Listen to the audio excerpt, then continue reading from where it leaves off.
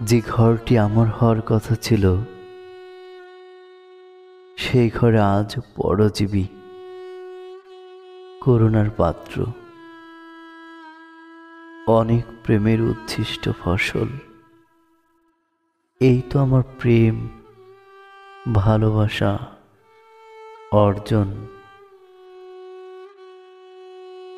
অধিকার। তবু বিনা বাক্যে আমি থাকতে রাজি তোমার পাশাপাশি। একটু জায়গা হোক, বালিশ না থাকুক, দৃশ্যে অদৃশ্যে ছায়া। এক টুকরো জমি চাই। জেনে রেখো, তুমি ভিন্ন, অন্য কোনো দাবি নাই।